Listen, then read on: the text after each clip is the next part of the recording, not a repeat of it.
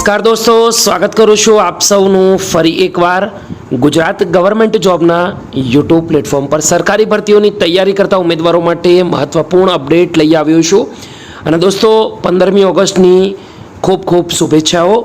આવી જ રીતે આપણા વર્ષો પણ આગળ જ વધતા રહે.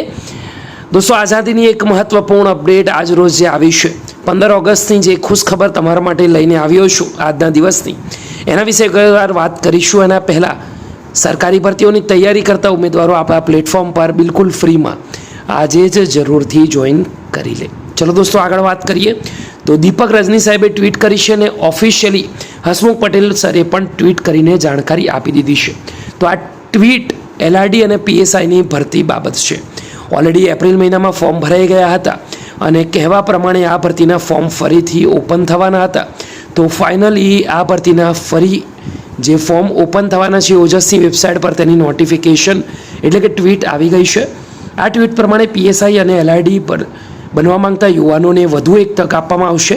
26 ઓગસ્ટથી 9 સપ્ટેમ્બર સુધી પોર્ટલ ઓપન રખાશે, ઓનલાઈન અરજી કરી શકાશે. અગાઉ ફોર્મ ભરવા સમયે ઉંમર અને શૈક્ષણિક લાયકાતમાં વંચિત રહી ગયેલ ઉમેદવારોને પણ અવસર આપવામાં આવશે. શારીરિક લાયકાતની પરીક્ષા ચોમાસા બાદ લેવાશે.